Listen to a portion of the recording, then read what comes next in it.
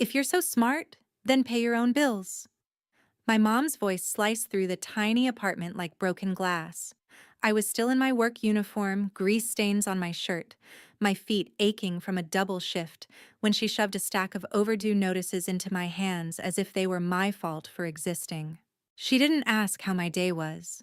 She didn't ask if I'd eaten. She just stood there, eyes blazing, like I was the reason her life had fallen apart. I already paid the last two, I muttered, staring at the red numbers screaming past due. She scoffed. Then pay the rest. If you're so educated, so independent, so grown up. She leaned in, almost spitting the words. Prove it. Pay your own bills. Something in me snapped. For years, I'd worked, studied, and handed over my paychecks while she played the victim. That night, I stopped feeling guilty and started feeling angry. I didn't argue. I didn't cry. I walked to my room, grabbed my backpack, stuffed in clothes, my laptop, and the one framed photo of me and my dad. My hands were shaking, but my mind had never been clearer. She followed me down the hallway. Where do you think you're going? You told me to pay my own bills, I said quietly, so I'm going to live my own life. I walked out that night and didn't look back. A month later, my phone lit up with her name. I hesitated, then picked up. Sarah, she yelled, breathless and panicked. Why is the power off? What did you do? I took a slow breath, feeling the weight of everything I'd planned since the night I left. My response left her speechless, and it was only the beginning. If you've ever been told you owe your family everything, stay with me until the end. You'll see exactly what happened when I made my mom pay for her own bills, financially and emotionally. To understand why that phone call felt so satisfying, you need to know how we got there. My name is Sarah. I'm 22. And for as long as I can remember, money, or the lack of it, ruled our home. When my dad walked out years ago, he didn't just leave my mom, he left me too. All he left behind was an old photo, a pile of bills, and a woman who slowly turned her grief into a weapon. My mom, Cynthia, used to be warm. She used to laugh. After he left, she hardened.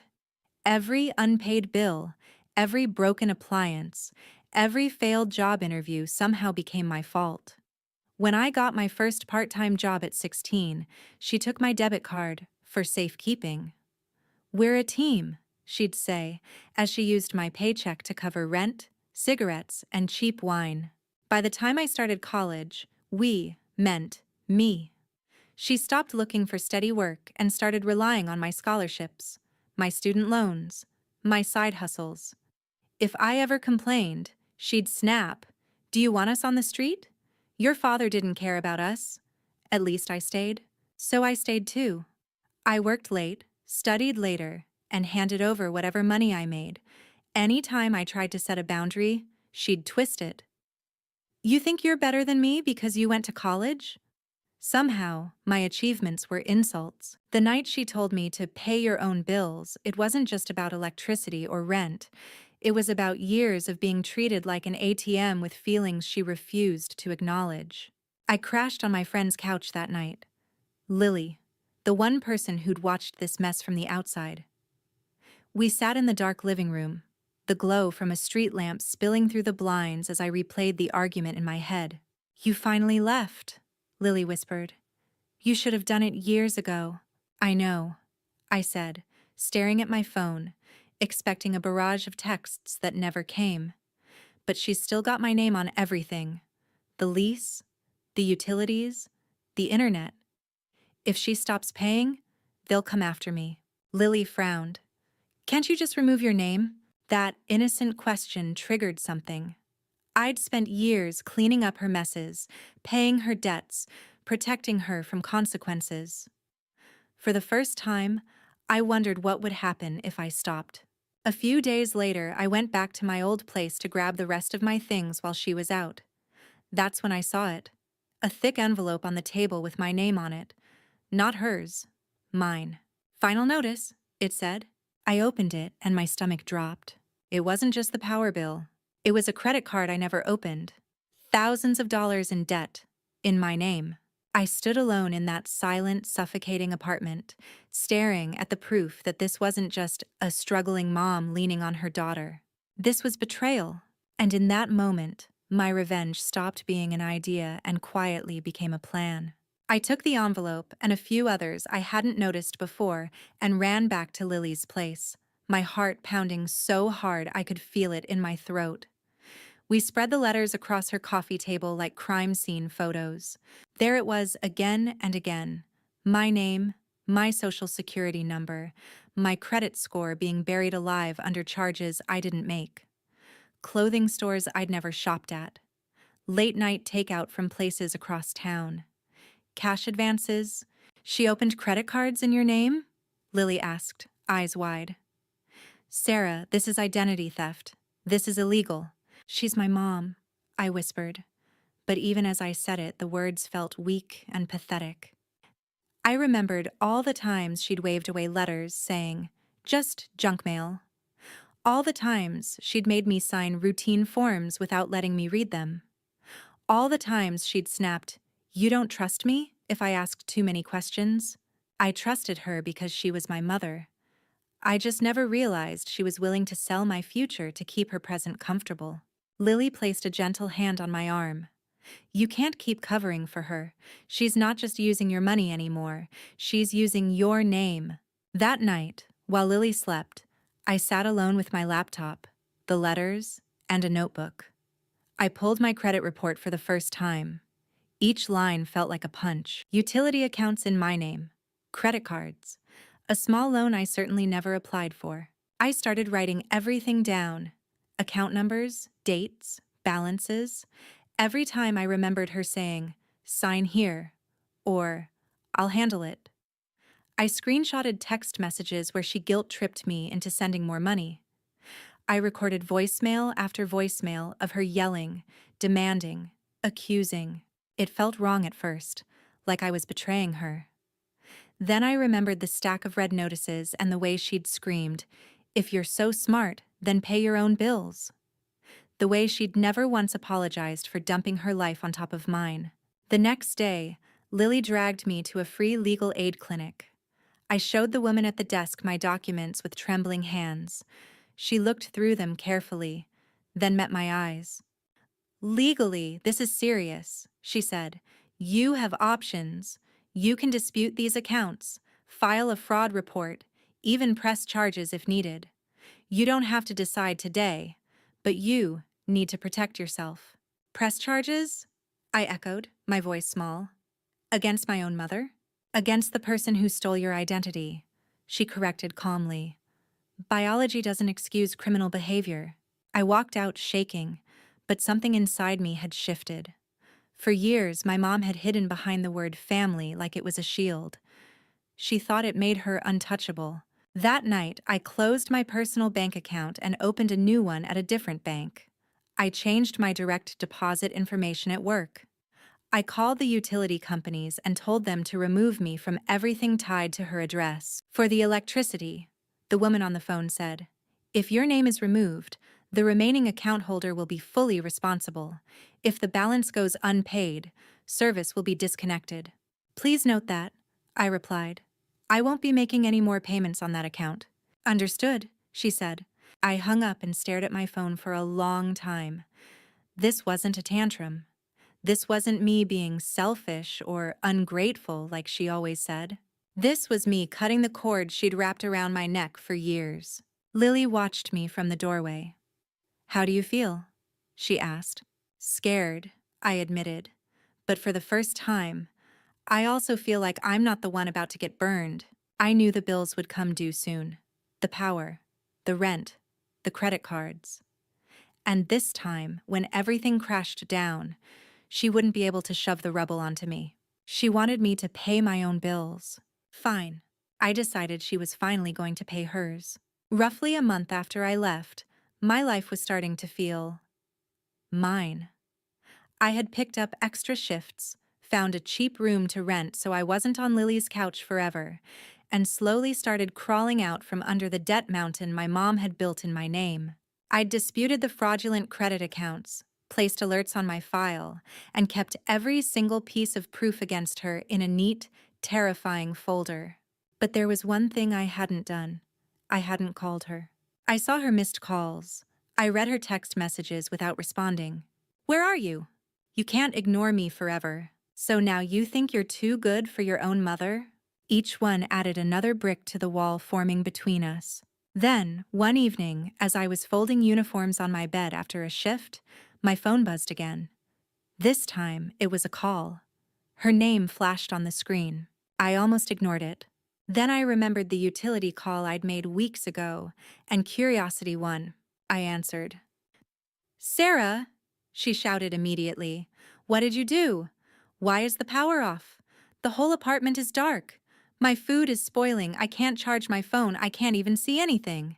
I could almost picture her pacing in the living room, acting like this happened out of nowhere, like bills were some random punishment from the universe. I took a breath and kept my voice calm. Did you pay the electric bill? Don't start with me, she snapped. You always handled it. They said the account holder removed herself and there's a past due balance. Why would you do that to me? Are you trying to ruin my life? For a second, the old guilt surged inside me, the part of me that wanted to rush over there with my card, swipe again, fix it all, apologize for even daring to leave. Then I thought of the envelopes, the fraud, my gutted credit score. Her screaming at me with those overdue notices in my face telling me to pay your own bills. I didn't do anything to you, I said slowly. I just stopped paying for you. Silence. What is that supposed to mean? She demanded. It means the electricity account is now in your name alone, I explained. I removed myself. If you don't pay it, they cut it. That's how it works. I'm not your cosigner. I'm not your guarantor. And I'm not your backup plan anymore. You ungrateful child, she hissed. After everything I've sacrificed for you, you're just going to abandon me in the dark? You didn't sacrifice for me, I corrected, my voice shaking but steady. You sacrificed me. You stole my money. You opened credit cards in my name. You wrecked my credit. You made me responsible for your life, and then blamed me every time it wasn't good enough. That's not true! I'm your mother! She screamed, as if that word erased every fact. I have copies of everything, I replied quietly. The accounts, the signatures, the statements. I've already started disputing them. I talked to legal aid. This isn't just family drama anymore. She went dead silent. Sarah, she finally whispered, her voice suddenly small. You wouldn't turn on me like that. You wouldn't drag strangers into our business. Our business? I repeated. You turned it into my business when you put everything in my name. Breathing hard, she tried one last weapon. If you tell anyone, I'll make sure the whole family hears how you abandoned me. They'll all know how selfish you are. I almost laughed. Good, I said. Because I'm done being the secret you hide your behavior behind. If you want to talk to them, we'll all talk. With proof. The line crackled with her stunned silence. For the first time in my life, I wasn't begging her to calm down. I wasn't apologizing just to end the fight. I was the calm one, and she was the one spiraling. Get used to it, I added quietly. The power going off? That's just the first bill coming due. I ended the call before she could respond, my heart racing, my hands trembling. It felt like jumping off a cliff and realizing, midair, that you might actually land on your feet. My revenge wasn't setting her on fire. It was refusing to put myself out to keep her warm. But I knew her. She wouldn't go down quietly. And I was right. Because the next time she called, she didn't call just to scream. She called to threaten me. The texts came first. You're destroying me.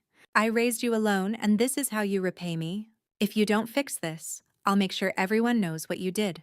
I ignored them until one message made my stomach twist. I told your aunt you stole from me. There it was. A familiar pattern? If she couldn't control me, she'd control the narrative about me. Not this time. My aunt called the next day, full of righteous anger. Sarah, How could you take money from your own mother and then walk out on her? She's sitting there in the dark because of you. I let her rant. Then I said calmly, have you seen any of the bills? Any of the accounts? Any proof? Well, no, but I'll bring everything. I cut in. All of it. I'll come over tonight. Invite whoever you want. Mom included. There was a pause. Fine. That evening, I walked into my aunt's house with my folder tucked under my arm. My mom was already there, sitting on the couch, looking small and fragile, wrapped in a sweater like she was the victim in all of this. She didn't look at me. My aunt stood up. Sarah, this has gone far enough. Your mother is ashamed to even share how bad it is. You owe her. I opened the folder and calmly placed a stack of papers on the coffee table. I owe her the truth, I said. Electric bills in my name, credit card statements, the personal loan application with my information, and what was clearly my mother's handwriting pretending to be mine. My credit report, page after page. Read the names on the accounts, I said quietly. My aunt picked up a paper, frowning. This is in your name. Every single one, I said. Opened, used, and ignored. Not by me. I was in class. I was at work. I didn't even know these existed until I moved out. My mom shot to her feet. You ungrateful snake, she hissed, digging through my private papers, trying to make me look bad. You did that yourself, I said, cutting her off. My voice was shaking, but I didn't stop. You told me to pay my own bills while secretly putting yours in my name. That's not parenting. That's exploitation. My aunt's face went pale as she flipped through more pages. Cynthia? Is this true? My mom's mask cracked. We're family, she snapped. Kids help their parents. You wouldn't understand. You had a husband who stayed. So you decided your daughter's future was your emergency fund? My aunt shot back, voice trembling with anger now. But not at me. Mom glared at me, voice low and venomous. You went to strangers? Lawyers? You think they care about you? When they're done, they'll leave. But I'm your blood. And blood doesn't give you the right to bleed me dry, I replied.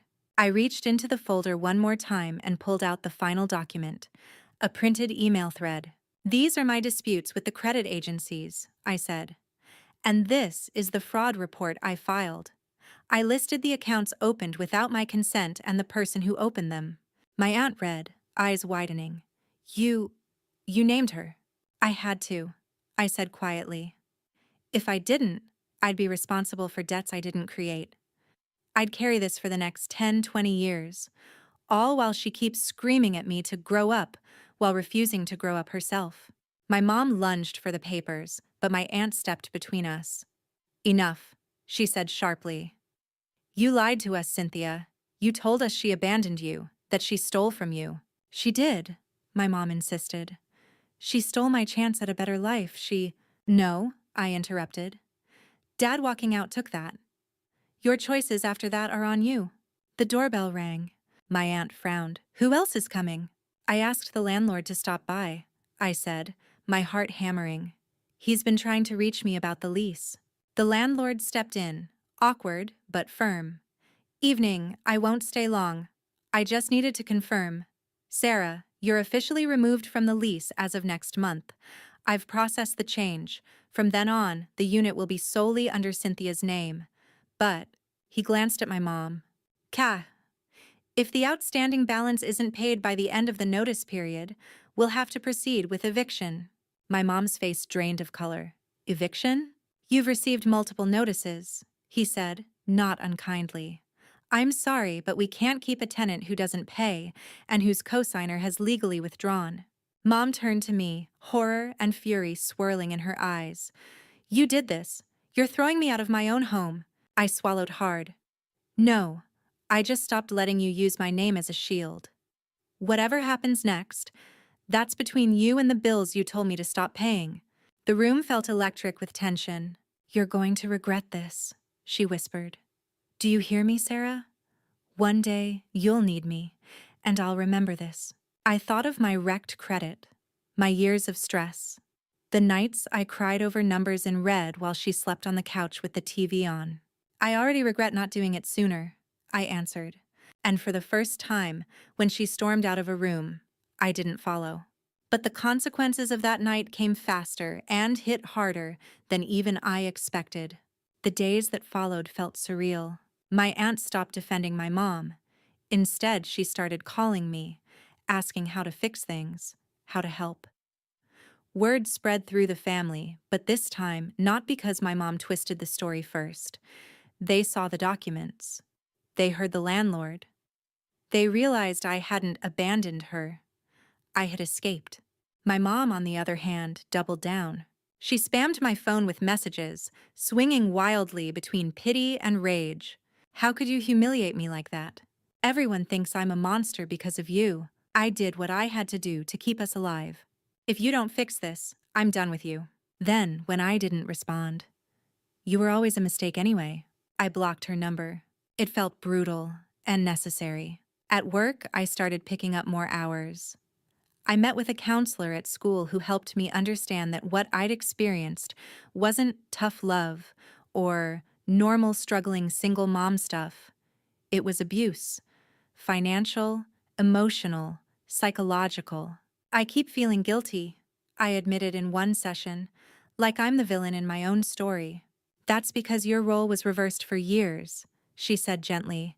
You were the parent. Now that you're refusing to play that role, she's punishing you for it. That doesn't make you the villain. It makes you someone who finally stopped enabling. Meanwhile, the legal and financial pieces started to shift. Some of the fraudulent accounts were frozen. Investigations were opened. My credit stopped free-falling. It wasn't fixed yet, but there was a path. A few weeks later, my aunt called. They posted a notice on her door. She said quietly, "Eviction.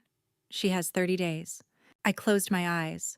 I had imagined this moment, fantasized about it when she screamed that I owed her everything. But hearing it out loud hurt. She's telling everyone you set this up to destroy her, my aunt went on. But honestly, most of us know she did this to herself. Some still pity her. Others are just tired. Are you? I asked. I'm tired of watching her chew you up and spit you out, my aunt replied. I'm proud of you, Sarah, even if it's messy. I hung up and sat in my tiny rented room, staring at the wall. This wasn't a movie revenge scene with dramatic music and slow-mo flames. It was quieter, more complicated. My chest ached, but beneath the ache was something else, relief. A week before the eviction date, there was a knock at my door.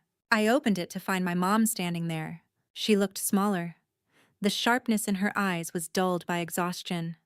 There were dark circles under them, and her hair was pulled back in a messy, defeated knot. You blocked my number, she said, so I had to come in person. My pulse quickened, but I didn't invite her in. I stood in the doorway, one hand on the frame, creating a line she'd never been forced to respect before. What do you want? I asked. She laughed bitterly. What do I want? I want my life back, Sarah. I want my daughter back.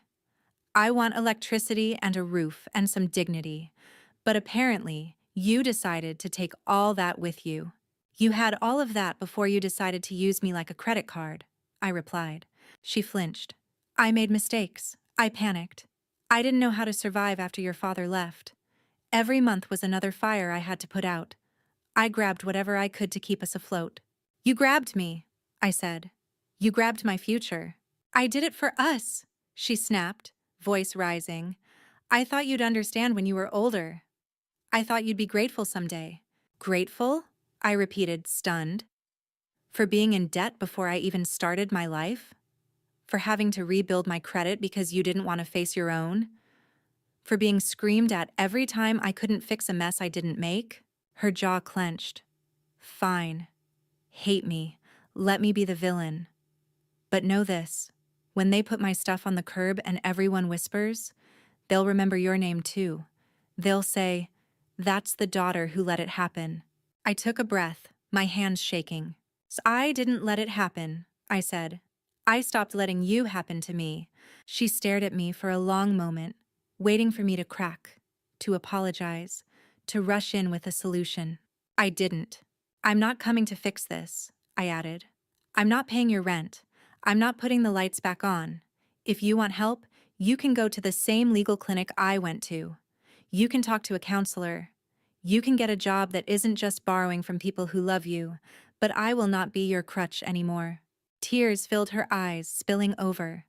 For a second, I saw the mother she used to be, the one who held me when I was sick and braided my hair before school. Then she turned away. "You'll regret this," she whispered and walked down the hall. I watched her leave and realized something. She'd been saying that my whole life.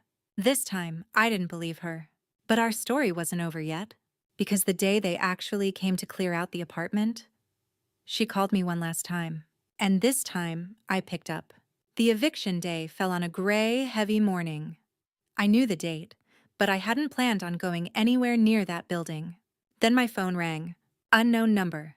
I almost let it go to voicemail, but something in my gut told me to answer. "Hello? Sarah?" It was my mom's voice, but weaker, like the fight had been drained out of it. "It's me. I'm using the neighbor's phone. They're here." I pictured the scene without needing to see it. Movers, a sheriff, maybe the landlord. Boxes on the sidewalk. Neighbors peeking out through blinds, pretending not to stare. I stayed silent. "They're putting my things on the curb," she continued. "Our couch, your old dresser, the kitchen table, everything." They were her things now, not ours. That mattered. "I just thought," she said, a bitter laugh in her voice, "you might want to see the result of your big, smart girl decisions." I closed my eyes. "You mean the result of your own?" Silence stretched between us. "Are you happy now?" she finally asked. "You got your revenge. The power's off. The bills are in my name. I'm losing the apartment. You win." I thought about that for a long moment. "This was never about winning," I said.